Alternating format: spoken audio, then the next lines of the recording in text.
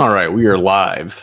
Welcome back, everybody, to the Fantasy Golf Bag Podcast. This will be the U.S. Open week. We are finally here, and we'll be previewing the Oakmont Country Club. Some changes from the last time they played it here back in 2016, obviously. So we will talk through the golf course. The additional shows this week, we have a bunch of content in store. So some special guests scheduled this week, which is exciting. So Showdown shows using our EAP data every Showdown slate this week. So that's exciting. And then for our preview show, so this will just be a course preview, looking at the golf course, the data from the golf course from 2016 and what we expect this year. And then the second shows, we do a Combo IQ show for pro members. We'll also do a player, not a player by player, but a player highlight show, we'll call it. So with that being said, it's officially U.S. Open week, so let's talk about it.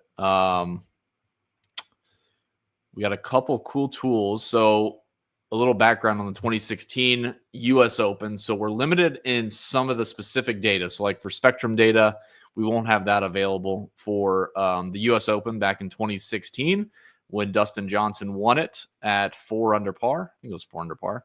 But we have a lot of other tools, actually, or one other tool that we're going to focus on. Obviously, the Course Preview Pro has a majority of the data that I would typically look at on any given week, but it is limited due to the data available from 2016. So we're going to do a few additional looks in our time machine, looking back to the 2016 U.S. Open, which will be pretty revealing for the types of players that fared pretty well. We'll be looking at the top 10 and the top 25 back in 2016. So the main updates here, the course par is still 70. The yardage is updated, so it's not 72.19 that it shows here from 2016. It is actually 73.72. So they added 150 yards or so. I think hole 8. Is it hole 8? Yeah, they got it tipped out at 289. So on the scorecard, it's showing us 289. We'll see how many rounds they actually played at that. And like we talk about every week, like the scorecard yardage is typically like all the way tipped out, and they rarely would ever play it completely tipped out. It would be kind of stupid. So the scorecard will be 73.72. It'll probably play closer to 72.50 on any given day. So that'll be the estimate for the yardage. Par 70 still. This is the look back at the 2016 hole by hole stuff. So, I mean, obviously played very difficult. Some of these holes are like half a shot over par. So number 1 played half a shot over par. Number 9, number 15.4. So we'll just kind of round up. A couple holes played close to par or just under, which is nice. So the par 5s, number 4 played just under, and the par 5 12 actually played over par. Hole 13 played just under par, and hole 14 as well. In hole 17, the drivable hole is 0.12 under par. Everything else is pretty much hold on to your seat. Pretty difficult. We'll see what the rough is. They say, it's going to be 4.5, 5 inches. They say the stem meter is going to be 14.5. Like, we'll see. Like, if it's really going to be 14.5, these greens are pretty severe, and it's going to be pretty tough. So we'll see what the scoring shakes out this year. And if the rough does stay up that high, they should. It's not overly long. There's a few holes that are very long, obviously, but we kind of need the rough to keep it down, keep the scoring down a little bit. And we'll see how they do with the greens. It's been pretty wet, and I think it's supposed to rain Monday and Tuesday as well. So that might play into it a little bit in terms of distance, playing a little bit longer than even the, my first interpretation, playing under 7,300 yards. This is from 2016. The average par 3, 224, average par 4, 423, average par 5, 620. Looking at a couple of the key stats from that year, and like I said, we'll talk about the time machine here in just a second, which is probably the most revealing for the course fit or profile fit for the course. The cut line was +6. Average winning score was 4 under par because we only have 1 year. Driving accuracy down at 56%. We do have the penalty stats, which is pretty nice. So like the driving accuracy at 56.1%, missed fairway penalty, almost half a shot. So that's like in line with Bay Hill. If you think about Bay Hill being very penalizing off the tee as far as hitting in the rough, that's kind of in the same ballpark. Honestly, I think Sawgrass played close to that this year. So that's good. Like, honestly, if you want guys having to hit fairways, the driving accuracy being down and missed fairway penalty up means it was difficult to hit fairways. So those can kind of be inverse. We don't have the left rough and right rough tendency. Totally fine. Green regulation rate, 56.8%, down a little bit off the tour average, which makes sense. The driving accuracy is down, tougher greens to hit, longer approaches.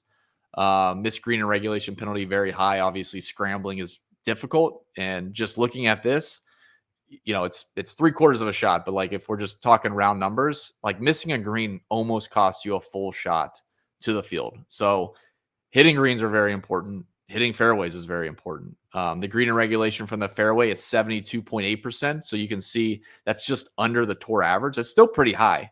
So like hitting the fairways is actually a big advantage considering the field, hit 56% of fairways. The green and regulation from the rough is down under 40%, which is to be expected with the thick rough. Scrambling down quite a bit. Difficult greens. The rough being up. I mean, all that kind of goes hand in hand with being pretty difficult to get up and down. The greens are somewhat diabolical in some of the spots. Like you'll see, I watched some of the 2016 highlights. I think they have the entire final round on the USGA app. So I would encourage you guys to check that out if you have some free time. It is pretty interesting watching guys like, who was that? Andrew Landry, Lee Westwood kind of spit the bit right off the bat. Same with Aaron Badley. He teed off with,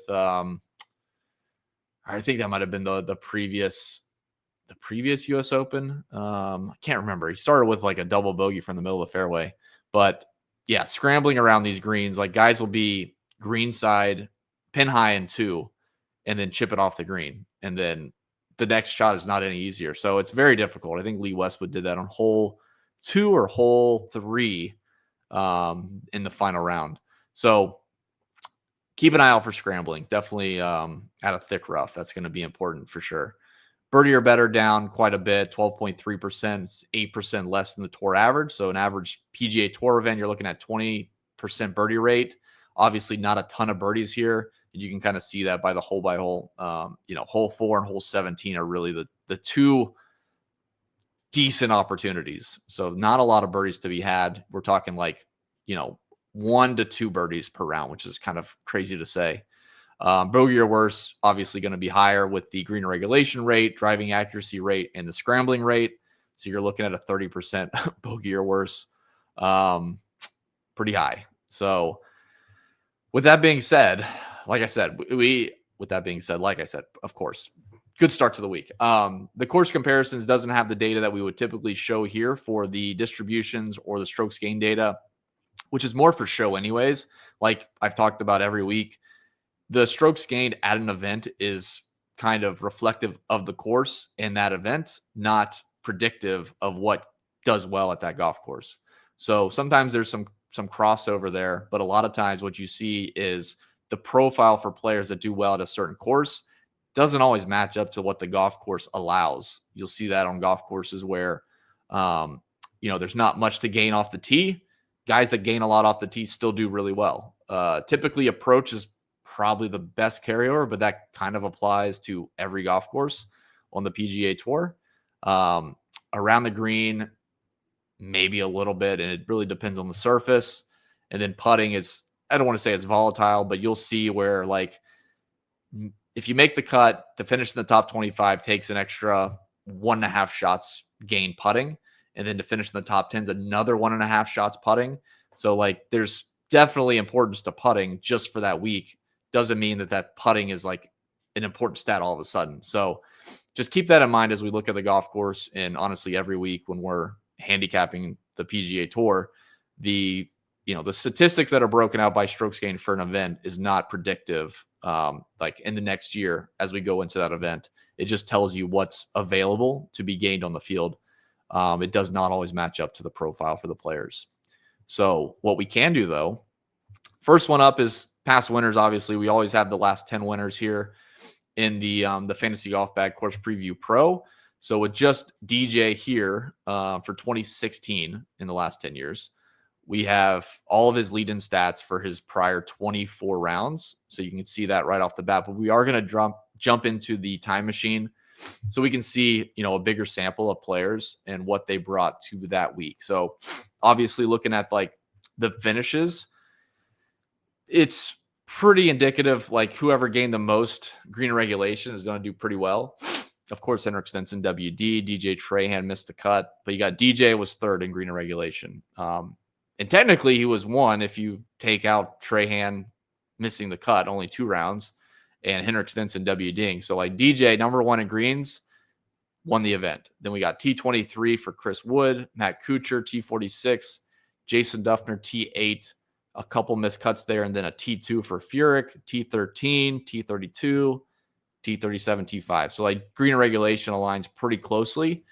Doesn't get much closer than that, to be honest. We have driving accuracy you can sort by. And again, this is just looking at that event. It's not a predictive, analysis. Driving accuracy is kind of all over the place. You'll see a lot of missed cuts, not a ton of great finishes, which is interesting. Like driving accuracy is probably something people will talk about this week. And like I said, I think it will be important, but there's other factors that is going to go into that for sure. And then driving distance is always the other interesting one. DJ led the field in driving distance, won the event. Aaron Wise was second, missed the cut. Tony Finau was fourth, missed the cut. Smiley Kaufman was sixth, missed the cut. So it's kind of all over the place with the driving distance. But fortunately, we do have the time machine that we can go back and look. But we can quickly summarize, DJ came into the event in 2016 with some really good form. He was losing some strokes around the green, but otherwise was gaining quite a bit. I mean, he was gaining 2 strokes tee to green, which is great. He was gaining over a stroke off the tee. So that's kind of check mark 1 in your memory bank for looking at this week's stats. Approach gaining almost a full shot, 0.75 is pretty good.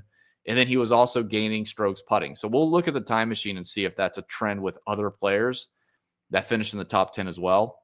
But all in all, DJ was playing really good golf as he headed into 2016. So like kind of not a surprise for him to have a good finish. And then obviously winning is kind of icing on the cake. You can do the driving accuracy numbers. A couple of the basic stats are in here. I think putting is, we do have 3 putt avoidance. Kind of look at that. About the same, not drastically different off the tour average. And then down here is the hole by hole for missed fairway penalty, missed green regulation, and distance. So let's look at the time machine because that's what you're all here for anyways. We'll pull that up.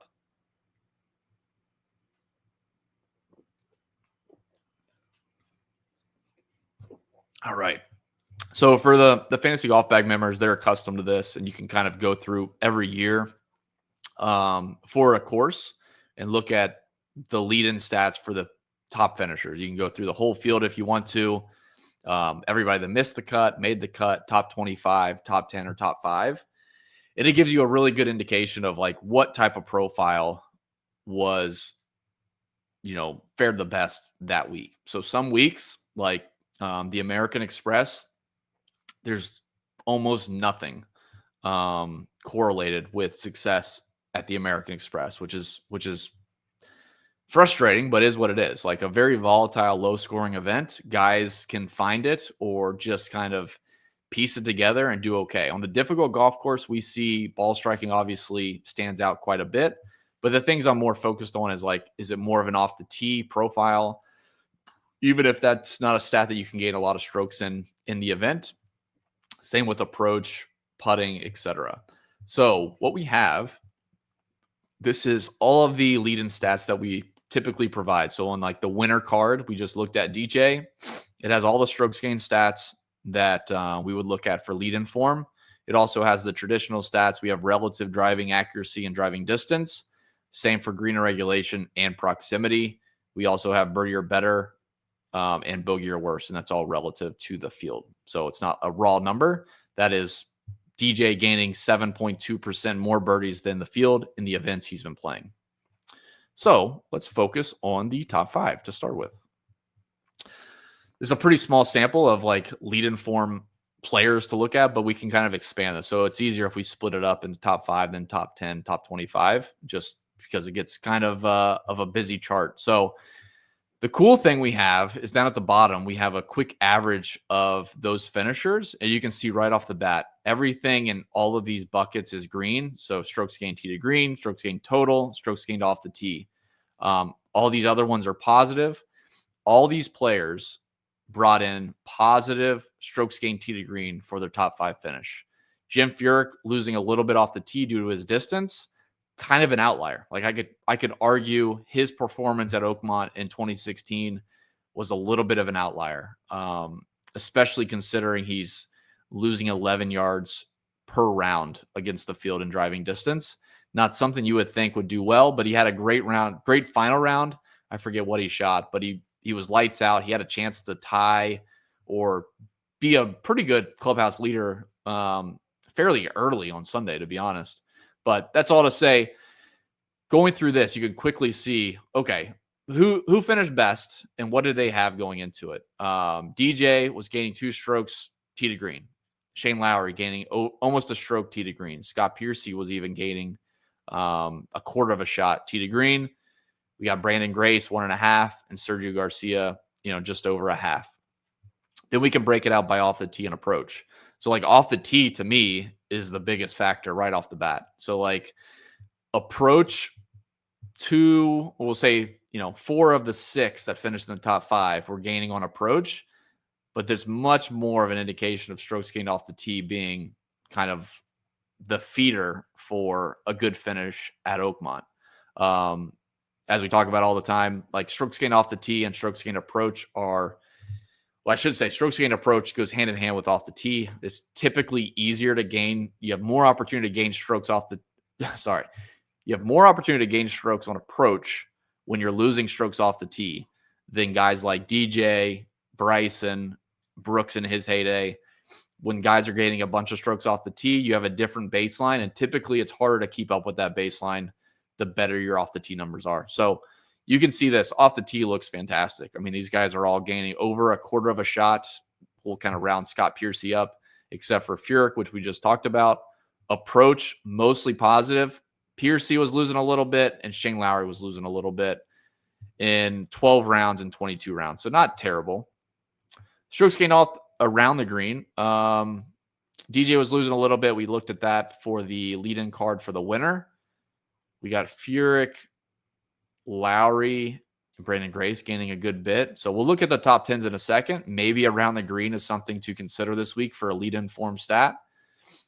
Strokes gained putting, all over the place. We got guys losing, Scott Piercy losing 0.3, Shane Lowry losing 0.2, and we got DJ and Brandon Grace gaining 0.4. So kind of not much I can really assert from a strokes gained putting number as a lead-in form statistic. Like when we're trying to build a player profile or a course fit, so far it really looks like off the tee is the biggest chunk. Approach, as always, every week, another big chunk. And then around the green looks like it could be something. We'll look at it here when we look at the top 10. Driving accuracy, driving distance. Honestly, people are going to talk about driving accuracy this week. And the guys that came in leading or came in with the best finishes didn't have anything crazy as far as driving accuracy. I'll say you could probably weight this a little bit, but like the driving distance is pretty moderate as well. So the guys that are gaining a little bit more in distance are losing a little bit in accuracy, kind of makes sense. And then Furyk, who's gaining a little bit more in accuracy, is losing a little bit more distance. It kind of goes hand in hand. So those two stats, if you hear that around the industry this week, I don't think either one of those holds a tremendous amount of weight. They, like I said, they go hand in hand. Guys that hit it farther typically hit less fairways. Guys that hit it shorter have to hit more fairways, or they're just really finding another job soon. All right. Green regulation rate, all positive. It looks really good, actually. So the relative green regulation rate, the worst player was Shane Lowry, just over 1% less than the field. Everybody else is pretty strong, 2%, 3%, 7%. So I like the green and regulation number right there. Proximity, not terrible. Pretty much field average for everybody except for DJ and Furyk, who are gaining a little bit. So maybe proximity is something you would look at.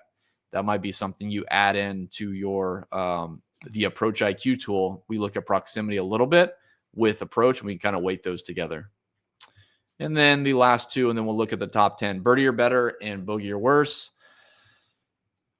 Not much on the birdie or better, which typically I would argue, and I have argued that, birdie or better on tough golf courses is typically pretty good. And it might be just a coincidence that DJ was one of the best birdie or better players at that time, and he won at Oakmont. But this is pretty spread out. Like Furyk's not making a ton of birdies. He's making less bogeys. Sergio, Brandon Grace, making more birdies, making more bogeys, or making less bogeys. So that's good. It does look like bogey or worse is pretty indicative of success here right off the bat. So that's the top 5. Let's kind of round it into the top 10 and see if that continues.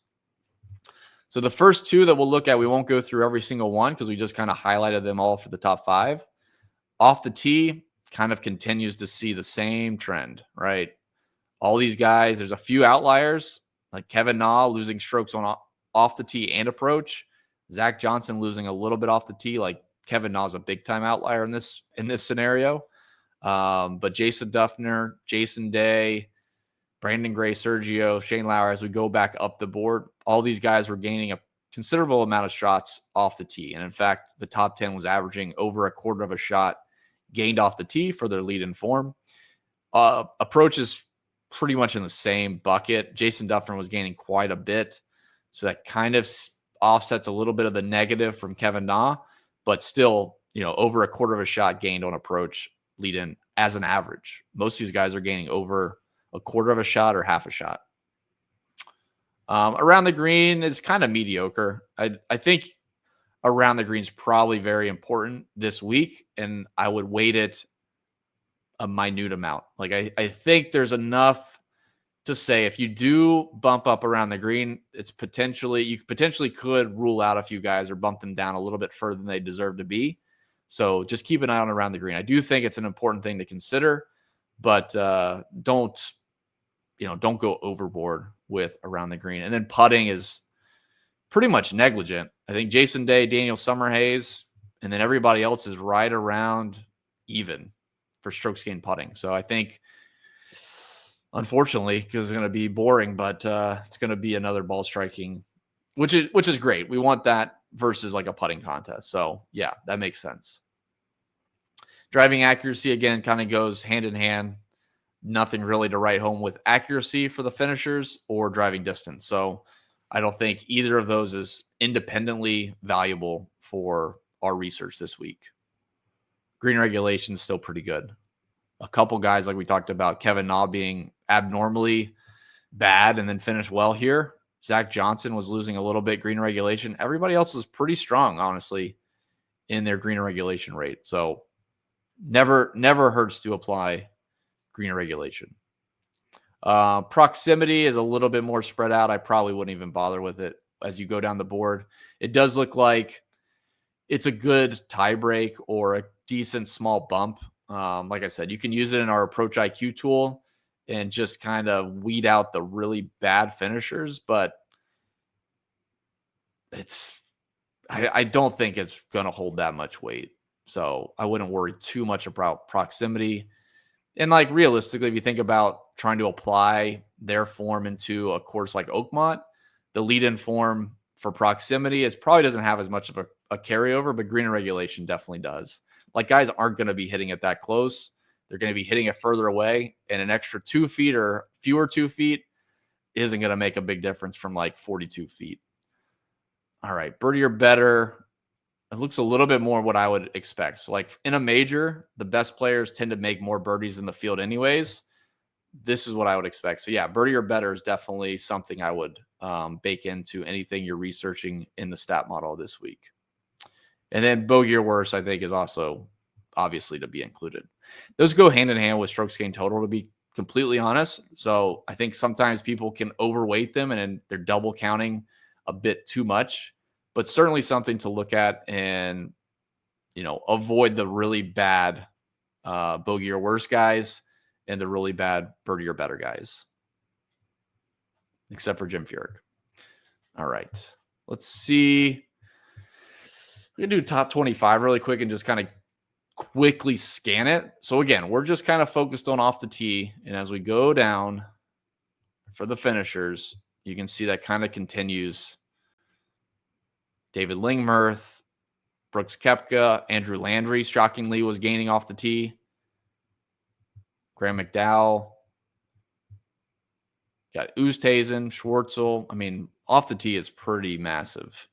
Approach, definitely include it. It's not as massive. I would honestly wait off the tee slightly more in this scenario. When looking through this, like there's opportunity for guys to overlook guys that may not have been excelling in approach, but it does look like off the tee is a pretty strong. I mean, it's a lot of green for off the tee for lead and form.